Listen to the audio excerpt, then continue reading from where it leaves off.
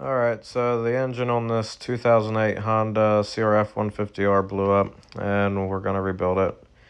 We did a full rebuild, top to bottom, and so it's a long video, but if you're trying to rebuild an engine, this is a video that might help you. We're going to get it out so we can work on it. Alright, as you can see, the engine's out now, and always degrease stuff before you take it apart. Alright, so we got the bearings pulled out, we got the gasket surfaces nice and cleaned up. This here's the old one, you can see it's all busted out. That's what it looks like with the bearings in. So what we did is we got the transmission pulled out. Well, you got your roller, these forks go into the transmission, that's what moves it from gear to gear. And they have little things on them that sit inside the grooves on this roller or the drum, so that when you shift it moves this, which in turn moves all three of these here forks the way they need to be. So it's pretty simple. I got the new bearings put in, and I got some blue Loctite put on all these bearing retainer bolts. So for the crank bearings, I did 14 foot-pounds on those bolts, 10 foot-pounds on these four, and that should have that. So now that that's all taken care of, the next step, I'm gonna clean up the transmission gears. Just make sure there's no metal shavings and make sure all the teeth are good. And once I do all that, then we can put the transmission in here. All right. Got the transmission in. It's not difficult, you just put it back in the way you took it out. Alright, so I keep forgetting to take videos, but crank is in. This is the other engine case. We just put the bearings all in there.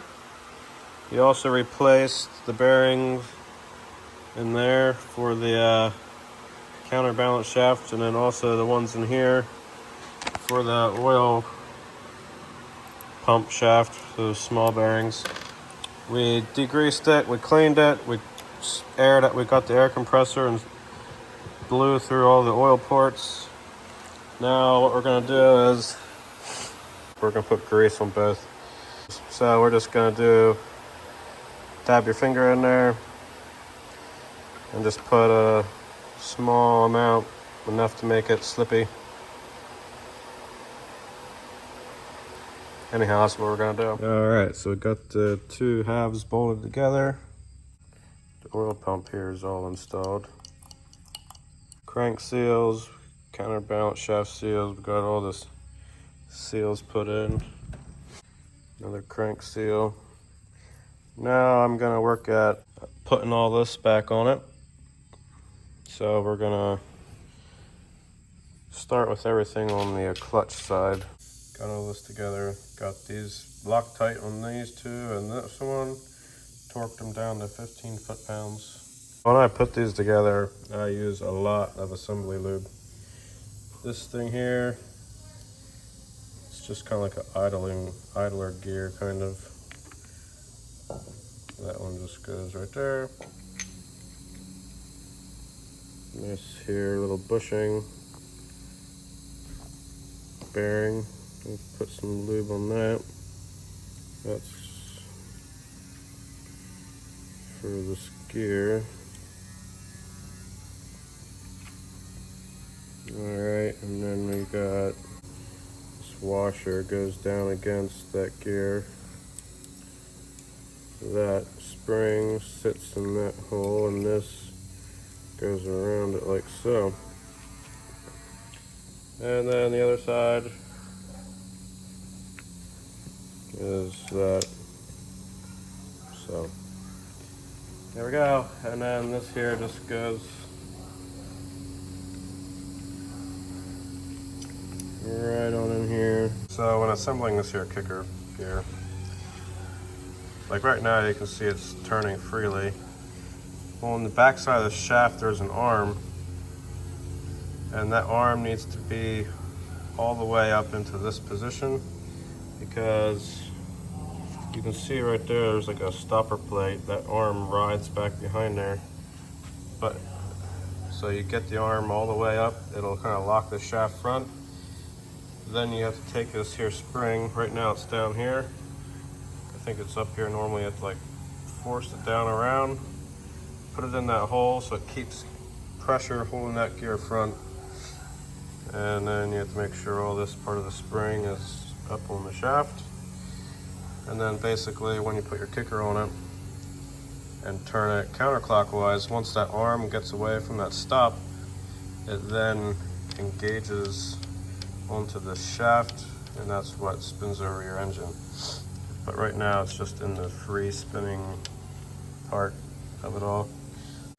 Alright, so the crank gear is the same as the counterbalance gear. You've got a dot on your crankshaft and the missing tooth on the crank gear. You just center that missing tooth over the dot on the crank. And then the crank gear itself is going to have a dot at the edge at the teeth. You want to make sure that dot lines up with the dot that's on the tooth of the counterbalance gear. Right here you can see them both. You want to make sure they're perfectly lined up and then push the gears together. Alright, so we pulled the counterbalance gears back off and we put this one on first because the crank seal has like a spring going around the seal, and every time we pushed this on it wanted to pop off, so, and it was kind of hard to get lined up. Anyhow, we took this off so we could slap that gear on really quick to keep the spring on where it's supposed to be, and it's all good. So now we're going to line this back up same way what we did before. Anyhow, these both have to go on before you do your clutch. Alright, so this is your clutch basket. This is like the bushing for it that goes over the shaft. We cleaned it up, got assembly lube on it, put some of that good stuff right in there on those bushings. There we go. Now we can put this on.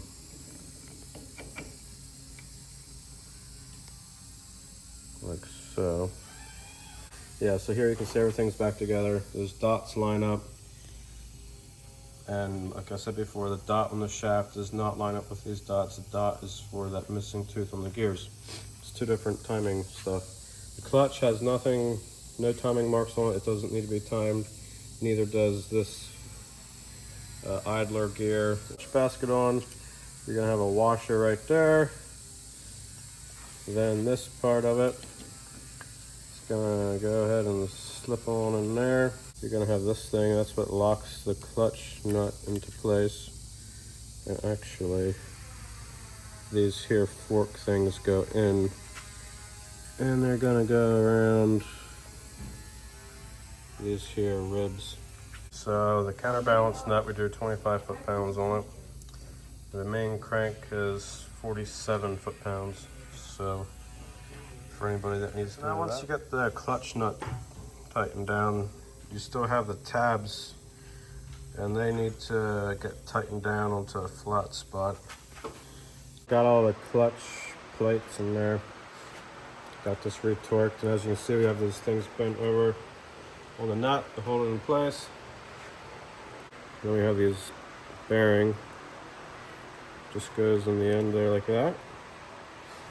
Then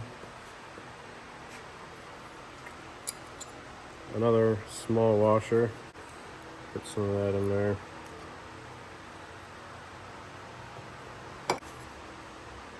Goes in here like this. The springs.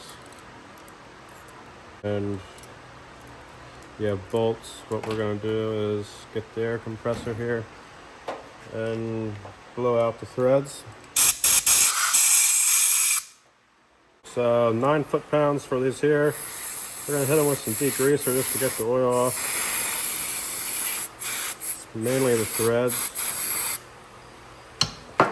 That'll just help the Loctite work better.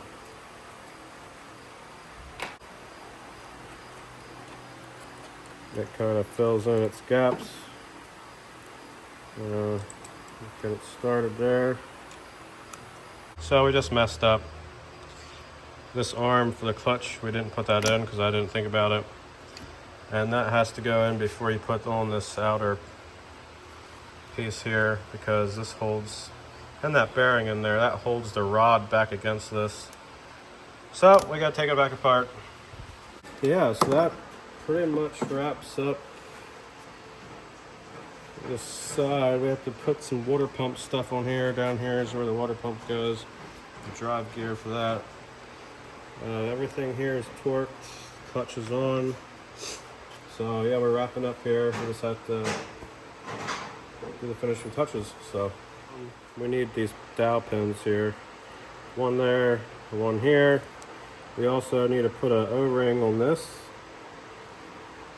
Now we're going to clean up these surfaces, but for the water pump, we're going to have to take this off to replace those bearings in there. So we'll stick a wrench on here and back that off, and then take care of that bearing.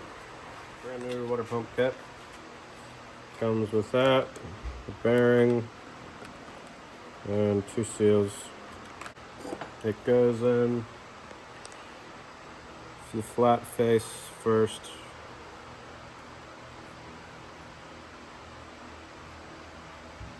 Like so. I don't think it really matters, but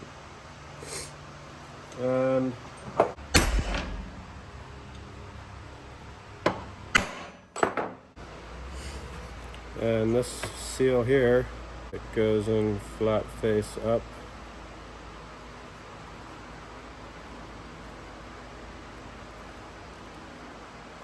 There we go. Make sure it's in there properly.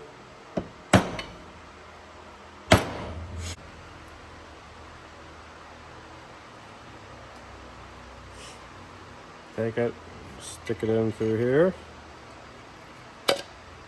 like so. And then on the top side, we're gonna, the first thing that goes on there is a copper crush washer. And it's backwards threads, so there we go. Now we just need to retorque that. And I think it's ready to go. All right, we got the water pump impeller torqued to 9 foot-pounds. Got the new seal installed. Now we're gonna go smear some grease on this gasket surface. We also got our rubber O-ring in there. Everything in here is torqued to what it needs to be. And we have to just put this here case on it. So we got the grease all on the surfaces here. Basically, the only reason we do that is if for some reason we'd have to take this all back apart, and it would just keep the gaskets from like tearing. All right, we go around here, we should see green gasket all the way around. All right, we are completed with the right side of the engine, the clutch area. We got the cover for the water pump on. Same thing, just torque it down. There's a O-ring that goes all the way down around here. It's all good to go. So we're gonna pop this out and replace that O-ring too. I believe that's it. All right, moving on to the top end. Got our piston kit. And what you could do is you just get your top piston ring and you stick it in the cylinder. Then you take your piston and you place it on top of that and just push that ring down in the cylinder about that far and make sure it's nice and even. But basically, for your end gap, you take the size of your bore. So this is a 150 cc. So the piston is 65.98 millimeters in diameter. So if you put that into inches, I believe it's 2.598 inches. And you multiply that by, they say the end gap here should be 0.04 millimeters to 0.06. So you take the bore size in inches, 2.598 times, I do both of them, so times 0.04, see what the result is. And I do the same thing with this other number.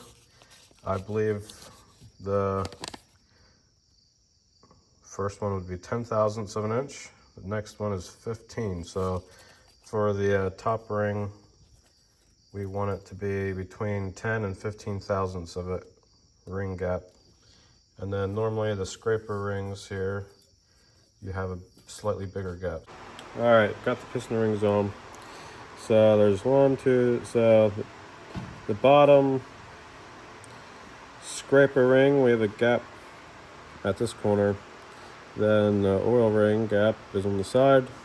The back scraper gap is on this back corner, and then the top ring gap is over here in this corner. What we're going to do now is just put some assembly lube around the edges of the piston. In here.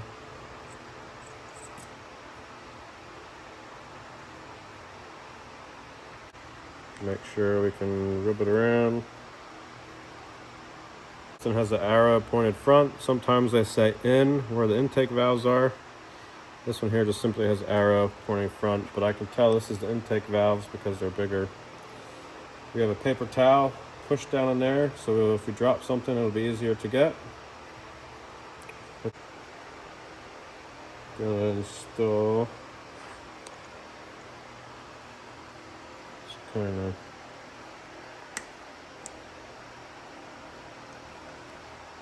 like so. All right, we got the little clips on each side there. Piston is in the right way. Now we're going to do the cylinder. First off, we have this gasket. All right, we got the timing chain tensioner bolted in. So this is a timing chain guide that sits in down here, and it also has a little notch to sit in the cylinder up here. Right there, you can see it. Make sure it's in both those places. We've got, so this here is the front of the engine. We've got a dowel sitting in here and one back there. They're catty corner. So for the cylinder, they're here and here, but now these are for the head and they're catty corner. So they're in, the head gasket's in. The next step that we are going to do is, now supposedly this bike had a head job shortly before we bought it, but we're this far into it, we are going to take the valves out, see what kind of condition they're in. We're going to clean up the bottom, the surface of the head, and then while the valves are out, we are going to replace the valve seals. And so I think once that stuff's done, then we could come back and put this on. All right, so on this Honda 150 head, the surface of the head, it's got a few little marks on it, nothing major. And so we're gonna kind of resurface it the redneck way. We got a piece of 320 grit sandpaper.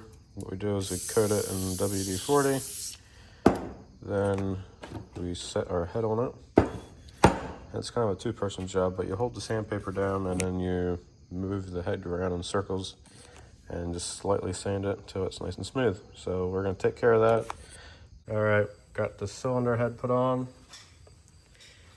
Got the nut. We put assembly lube on the threads so the torque is all even. Torqued them down to 23 foot-pounds. Now install a timing chain. Timing chain is on.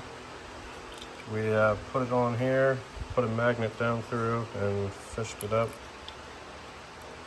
And then we also put on the timing chain guard on the bottom, Loctited that, and set it at 12 foot-pounds. So next is this other timing chain guard.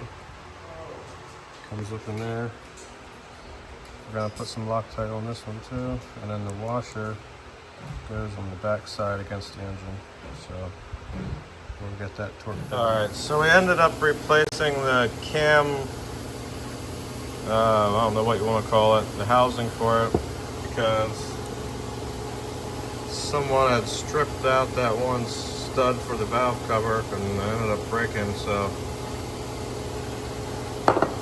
the previous person had already welded it, but I don't like that, so got a new one.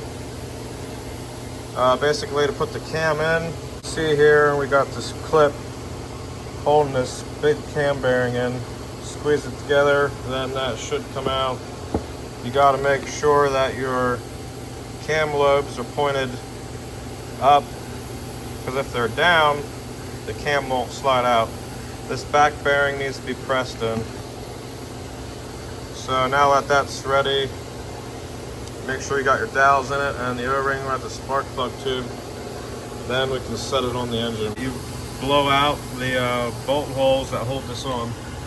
You never want any kind of oil or liquid or anything like that. You can't have that in it. All right, so I'm gonna quick show you how I'm timing this up. We got the new, I'm just gonna call it the cam housing on there. It's bolted down. Got all 4 bolts torqued to 10 foot-pounds. Now, over here, you're gonna have a cap on the side of your engine. You wanna pull that off. And so when you time it, on that there gear right there, you can see that little dot on that tooth, that stamp mark. Then up here on the corner of your casing, you have that little pointer right there. You want to make sure the dot and the pointer are lined up, pointing at each other, and that is. Now, you also want to make sure that your piston is at top dead center. So if you look down there, you'll be able to tell if the piston is all the way at the top of the stroke. If it is, that's perfect. If not, then you have to turn this gear another time around to get it back around to the mark, and then your piston will be at the top. It's time to make sure the cam is timed. First step, you want to make sure the cam lobes are pointed kind of up and back, which they are. You don't want them to be down. You can see behind the gear, there's that little pointer pointing up, and you got one on the bottom too. Those pointers should line up with the mark on the cam gear. All right, I got the sprocket bolts tightened down to 15 foot-pounds. I also used red Loctite on there. Keep them from coming loose. Then for your decompression lever, got the spring on there. We're gonna push it in a little over halfway till the inside spring catches there. Then we're just gonna turn it. I don't know, it's about 1 revolution there. And you push it in. And we're gonna put this bolt in with red Loctite and torque it to 7 foot-pounds. All right, so we got oil in here. I'm going to stick this on the crank gear on this side and just slowly spinning the engine over. Basically, after you spend this much money on something, we're gonna do everything we can to have a good startup and kind of make sure everything works good. So this is going to prime the engine oil, and we should see something start to come out up here. So just film up in here. The oil should come out somewhere.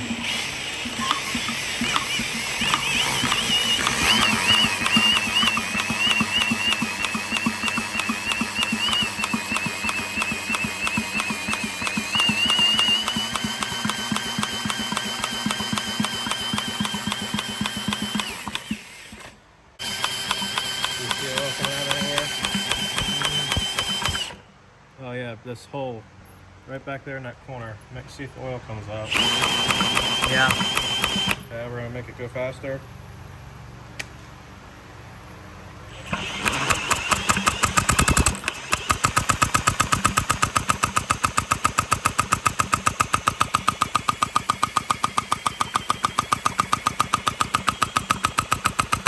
Now when it's in the bike, it ain't gonna be dry starting. We've got the oil all primed, and we're doing everything we can to keep this thing from something bad happening. So that's that.